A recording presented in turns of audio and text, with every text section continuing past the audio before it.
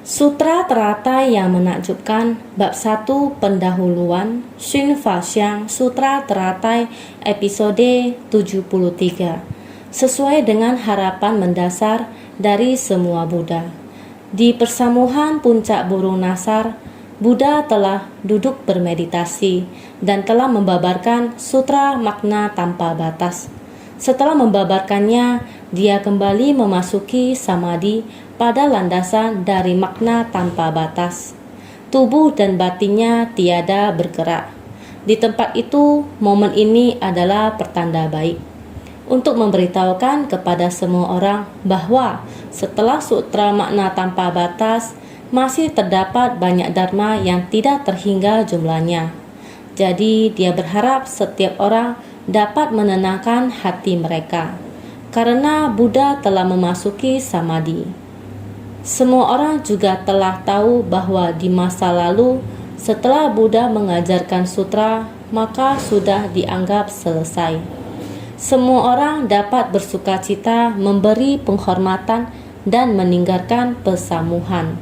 Tetapi kali ini, Buddha dengan cepat mulai duduk dan memasuki samadhi. Jadi setiap orang dapat memahami niat Sang Buddha. Masih tetap duduk di sana dan menunggu Buddha melanjutkan dharma yang menakjubkan. Pada waktu itu, batin Buddha tiada bergerak. Batin setiap orang juga tenang dan menunggu di tempat itu. Faktanya, setelah membabarkan sutra makna tanpa batas, semakin memperkuat keyakinan setiap orang. Jadi, setiap orang dapat membangkitkan 4 ikrar agung untuk mengatasi kerisauan. 4 ikrar agung semua orang seharusnya tahu. Makhluk hidup yang jumlahnya tak terhingga. Aku bertekad menyelamatkan mereka semua. Kerisauan batin yang tiada akhir, aku bertekad menghilangkannya seketika. Pintu dharma yang tiada terkira, aku bertekad menguasai semua. Jalan kebudayaan yang tiada tara, aku bertekad mencapainya. 4 ikrar agung ini kita semua seharusnya dapat memahami seluruh ajaran dharma yang dipelajari. Bukankah untuk membimbing para makhluk? Para praktisi ajaran Buddha yang ingin membimbing para makhluk, yang terpenting adalah harus memutus kerisauan. Ini merupakan siklus kebajikan. Ingin memutar roda dharma, 4 ikrar agung harus ditegakkan. Jika tidak, kita berkata mempelajari ajaran Buddha. Untuk apa belajar ajaran Buddha? Dalam mempelajari ajaran Buddha, yang terpenting adalah mencapai jalan kebudayaan. Jika jalan kebudayaan terpisahkan dari 4 ikrar agung, maka tiada lagi jalan kebudayaan apapun untuk dipelajari lagi. Karena itu, dalam kehidupan mempelajari ajaran Buddha tidak terlepas dari 4 ikrar agung. Demikian tiada henti berputar, barulah bisa memasuki jalan kebudayaan. Sehingga inilah mengapa harus berusaha keras menggunakannya dalam 6 paramita dan ribuan praktiknya. Memberi manfaat bagi diri sendiri dan orang lain. Memberi manfaat bagi diri sendiri. Mencapai pencerahan sempurna. Mengajar dan membimbing orang lain. Agar semua orang dapat dekat dengan Dharma Sang Buddha. Maka ini merupakan pintu Dharma yang memberi manfaat bagi diri sendiri dan orang lain. Memasuki landasan dari makna tanpa batas dengan tubuh dan batin tak tergerakkan. Membangkitkan 4 ikrar agung untuk mengatasi kerisauan. Menyelamatkan para makhluk dan mencapai jalan kebudayaan. 6 paramita dan segala praktiknya memberi manfaat pada diri sendiri dan orang lain. Selanjutnya kita akan membahas pada ketika itu, yaitu tepat pada saat Buddha sedang duduk dengan mantap dalam samadhi, batin setiap orang pun mulai ikut tenang. Suasana di tengah-tengah pemandangan itu sungguh begitu khidmat dan penuh keagungan. Batin setiap orang berada dalam ketenangan yang mendalam. Pada ketika itu, dari langit turun hujan dari bunga Mandarava, Maha Mandarava, bunga Manjusaka, dan bunga Maha Manjusaka bertaburan di atas Buddha dan seluruh persamuhan. Semua dunia Buddha berguncang dalam 6 macam getaran berbeda. Sutra Teratai bab 1 pendahuluan. Ada 4 jenis bunga yang terus-menerus turun dari langit. Semua dunia Buddha berguncang dalam 6 macam getaran berbeda. Mandarava berarti menyenangkan, sedangkan Manjusaka berarti lembut. Jika digabung, keduanya melambangkan keadaan yang menyenangkan dan lembut. Ada bunga yang besar, ada yang kecil, ada yang merah, ada pula yang putih. Ini menandakan bunga-bunga yang begitu indah dan menawan. Demikianlah gambaran yang tertulis di dalam sutra. Mari kita bayangkan keadaan tersebut. Peristiwa di puncak burung nasar, bukan di aula pembabaran Dharma, melainkan di alam terbuka. Di tengah pegunungan yang luas, kemungkinan besar mereka duduk di bawah pepohonan karena Buddha telah memasuki samadhi, yaitu memasuki kondisi samadhi makna tanpa batas. Kondisi batin setiap orang pada saat itu berbeda-beda. Ada yang memiliki kekuatan samadhi yang sangat baik seperti para bodhisattva, yang memiliki akar kapasitas yang besar dan kebijaksanaan agung. Ketika mereka duduk, kondisi batin mereka pun sama-sama begitu agung dan hikmat. Sama-sama memasuki keadaan samadhi yang tenang dan mendalam. Selain itu, ada yang dalam tahap belajar dan ada yang telah melampaui tahap belajar. Terutama mereka yang masih dalam tahap belajar baru mulai mendalami Dharma setelah mendengarkan sutra makna tanpa batas, lalu menyaksikan kondisi yang seperti ini. Di dalam hati setiap orang pasti bertanya, ini keadaan seperti apa ya? Sesuatu yang belum pernah terjadi sebelumnya. Mengapa persamuhan Dharma kali ini terasa begitu berbeda? Oleh karena itu, dalam momen yang begitu khidmat dan agung ini, mungkin begitu angin sepoi-sepoi bertiup, menyebabkan daun-daun berguguran, atau bunga-bunga di pepohonan berjatuhan. Bunga dan daun terus-menerus melayang turun perlahan. Kondisi yang seperti itu disebut bunga-bunga surgawi turun menyedapkan mata. Ketika melihat bunga dan daun berguguran seperti ini, ditambah dengan kondisi batin begitu banyak orang yang penuh ketenangan, maka dilukiskan sebagai pemandangan bunga-bunga surgawi turun menyedapkan mata. Mata melihat bunga dan daun yang berjatuhan membuat hati kita dipenuhi rasa sukacita. Suasana batin menjadi tenang dan damai. Bahkan perubahan kecil sekalipun tetap bisa menyentuh dan menggerakkan hati kita. Seperti sekarang, lingkungan sekitar kita sangat tenang. Suara saya, suara burung, saat kondisi batin semua orang sangat hening. Demikianlah seharusnya kondisi batin kita. Merupakan kondisi yang sangat indah. Terlebih lagi ketika Buddha berada di persamuhan puncak burung nasar. Kondisi yang demikian seharusnya sangat indah dan menakjubkan. Batin sangat bersuka cita. Bumi bergetar dan mengguncang batin mereka. Semua orang menatap para Buddha dengan sukacita. Semua orang merasakan bahwa bumi ini juga bergetar dan terasa mengguncang batin. Ini adalah saat yang tenang dan damai. Ketika mereka melihat hujan bunga berjatuhan dari langit, bumi ini juga terasa begitu nyaman dan leluasa. Pada saat ini, semua orang menatap pada Buddha dengan sukacita. Bunga-bunga surgawi turun menyedapkan mata. Bumi bergetar dan mengguncang batin mereka. Semua orang menatap pada Buddha dengan sukacita. Dari tengah kedua alis Buddha memancarkan sinar, segala macam tanda istimewa ditampakkan pada suatu ketika ini. Karena salah satu dari 32 tanda utama dari Sang Buddha adalah seberkas sinar dari pusalan rambut putih pada dahi, Sinar dari seberkas rambut putih ini, yakni di antara alis, terutama wajah kita. Sebenarnya, orang kuno mencabut bulu halus di wajah. Mengapa mereka mencabut bulu di wajah?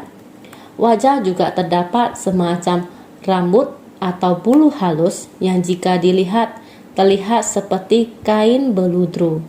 Ketika cahaya menyinari dari sudut yang berbeda, arahnya tidak sama. Dia akan memiliki sejumput rambut sesuai melingkar ke kanan atau arah jarum jam. Ini merupakan salah satu dari rupa Buddha. Sehingga dari tengah kedua alis Buddha memancarkan sinar. Segala macam tanda istimewa ditampakkan pada suatu ketika ini. Ini merupakan suatu kondisi arah tempat Buddha duduk saat cahaya memancar menyinarinya. Semua orang memandang Buddha dengan hati penuh sukacita. Dari tengah kedua alis rupa Buddha memancarkan sinar dari seberkas rambut putih. Ini sedang menggambarkan kerumunan orang di tempat tersebut. Perasaan dari kondisi saat itu, kondisi batin dari semua orang, serta wujud yang mereka lihat, itulah yang disebut keagungan. Tadi kita sudah menjelaskannya, bunga ada 4 jenis. Dalam terjemahan kuno disebutkan bunga putih kecil, bunga putih besar, bunga merah kecil, bunga merah besar, yaitu bunga putih kecil dan bunga putih besar, serta bunga merah kecil dan bunga merah besar. Perbedaannya terletak pada ukurannya. Maka 4 jenis bunga itu adalah bunga menyenangkan kecil, bunga menyenangkan besar, bunga lembut kecil, bunga lembut besar. 4 jenis bunga. Terjemahan lama adalah bunga putih kecil, bunga putih besar, bunga merah kecil, bunga merah besar, bunga menyenangkan kecil, bunga menyenangkan besar, bunga lembut kecil, bunga lembut besar. Sekarang diterjemahkan sebagai bunga menyenangkan dan lembut. Demikianlah penjelasan tentang bunga yang berjatuhan. Semua orang melihatnya sangat menyenangkan. Hati pun dipenuhi sukacita. Bukan hanya merasa sukacita, tetapi juga merasakan kelembutan. Inilah kondisi batin setiap orang. Sesungguhnya dalam penafsiran lengkap Sutra Teratai dijelaskan demikian. Pada 40 tahun sebelumnya, menggunakan metode terampil untuk memandu. Masing-masing mencapai buah kecil, makanya sedikit menyenangkan. Ini terjadi setelah Sang Buddha mencapai kebudaan, ingin menyebarkan seluruh ajaran Buddha kepada semua makhluk. Karena kapasitas para makhluk yang tidak sama, tabiat makhluk hidup yang keras kepala, maka Sang Buddha memulai dengan metode terampil. Merancang metode terampil sementara adalah metode terampil untuk menyesuaikan dengan makhluk yang memiliki tabiat keras kepala di saat itu, termasuk para makhluk yang memiliki kerisauan yang sangat berat. Makanya perlu menggunakan berbagai macam metode, pelan-pelan membujuknya, agar kerisauannya ini dapat selapis demi selapis disingkirkan kerisauannya, agar dia dapat perlahan-lahan, secara perlahan batinnya bisa memunculkan cahaya-cahaya kebijaksanaan. Ini perlu menggunakan usaha yang sangat besar dan harus menyesuaikannya dengan kondisinya dan menyesuaikan dengan kapasitas mereka. Menggunakan beberapa metode untuk membimbing mereka secara sabar, sama persis seperti saat kita mencuci piring.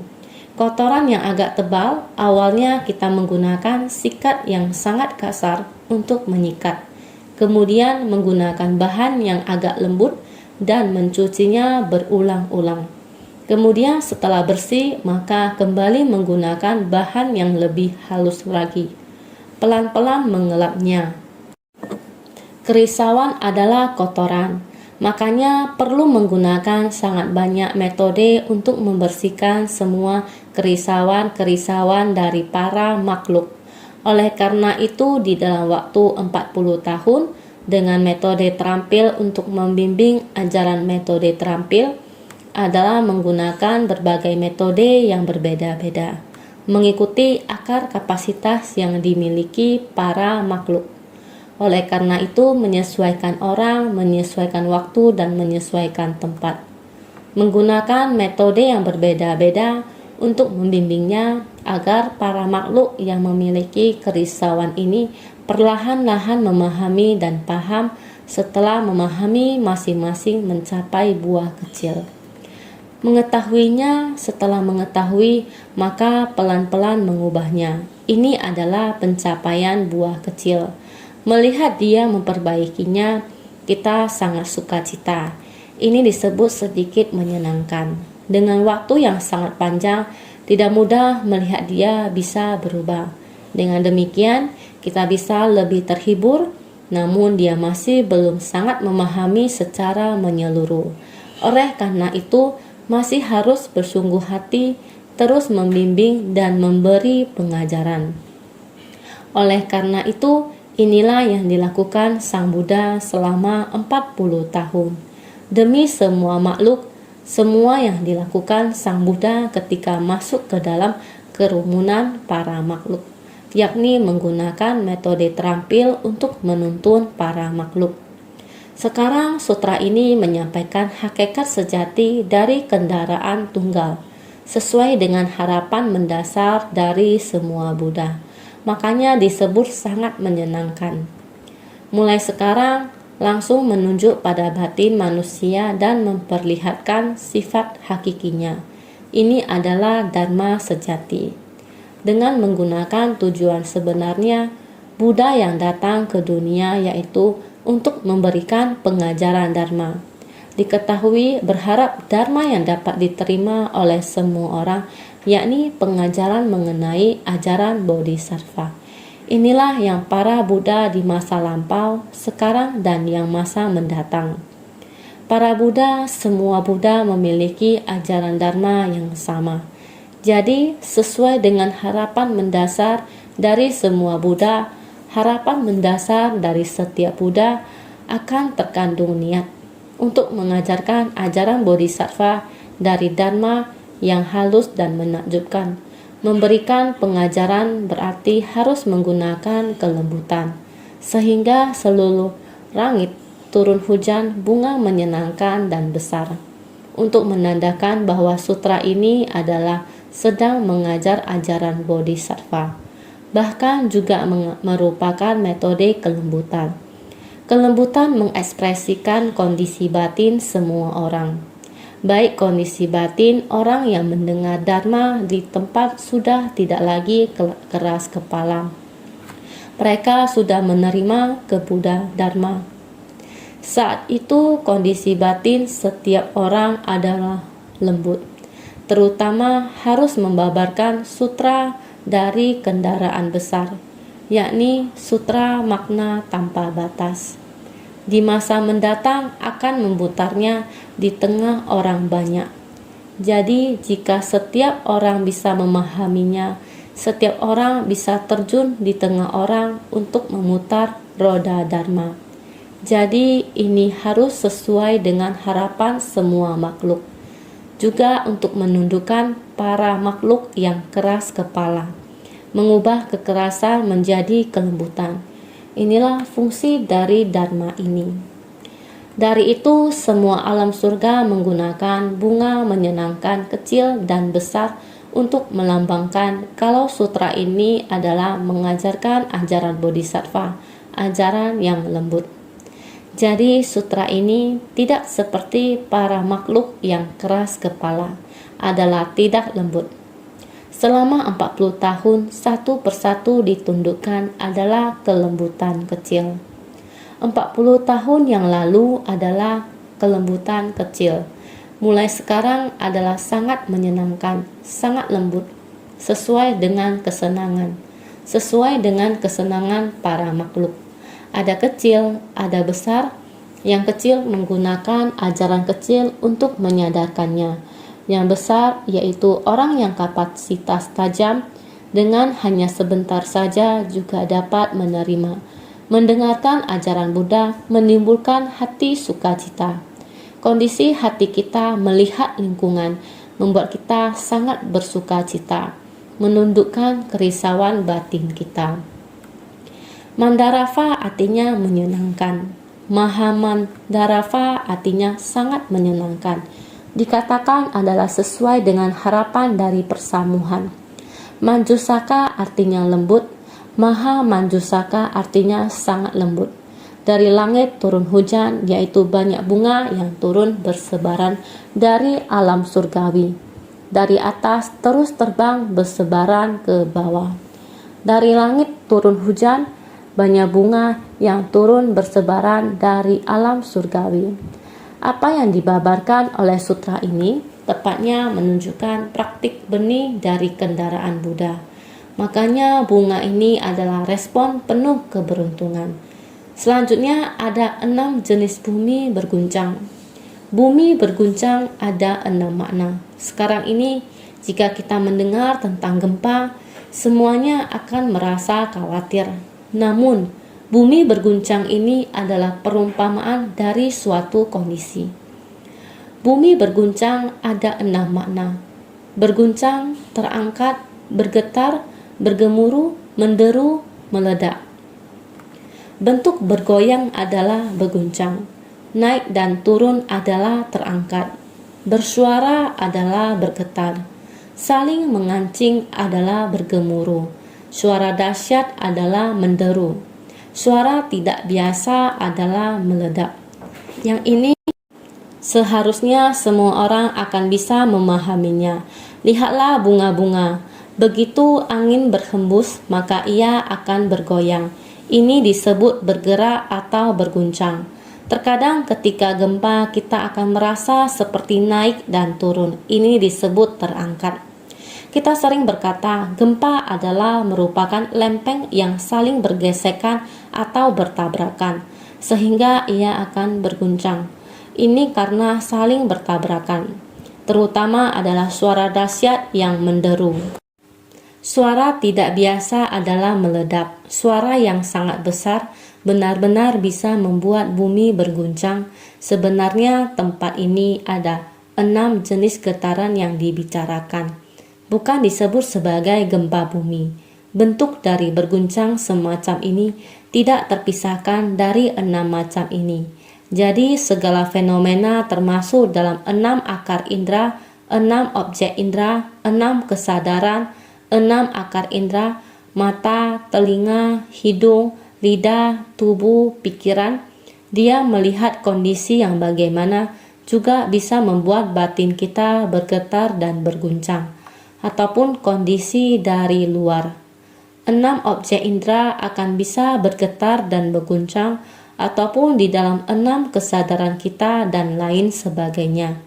Akar indera, objek indera, dan kesadaran 18 alam indera. Di dalam kondisi ini kita selalu akan bisa merasakannya. Fenomena ini berada dalam secara tersembunyi dan secara kasat mata berguncang. Ajaran yang terkandung di dalamnya, maksud dari makna bergetar, secara kasat mata mengguncang dan merontokkan semua akar, memungkinkan para makhluk untuk sama-sama merealisasikan dan memasuki samadhi dari makna tanpa batas. Getaran juga menggentarkan semua mara, mengingatkan orang-orang yang kendur sehingga sering berbagi dengan semua orang. Bencana yang mengagetkan dunia sangat banyak. Kita harus ada kesadaran tersebut. Apalagi ketika kita sedang mendengarkan Dharma, kita harus sepenuh hati. Jangan terlena, jangan bermacam-macam, mara kerisauan ada dalam hati kita. Segala fenomena tidak di luar dari 6 akar indera, 6 objek indera, dan 6 kesadaran. 6 jenis getaran secara tersembunyi dan secara kasat mata mengguncang dan merontokkan semua akar, objek, dan kesadaran indrawi, memungkinkan para makhluk untuk sama-sama merealisasikan dan memasuki samadhi dari makna tanpa batas. Getaran juga menggentarkan semua mara, mengingatkan orang-orang yang kendur. Jika hati kita murni dan jernih, sangat alamiah. Segala kondisi merupakan kondisi yang indah.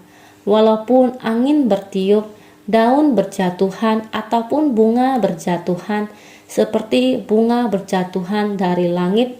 Singkat kata, kondisi batin, tingkat kebudaan, jika kita bersungguh hati, tenang merupakan kondisi yang paling indah. Sehingga senantiasa setiap orang harus lebih bersungguh hati.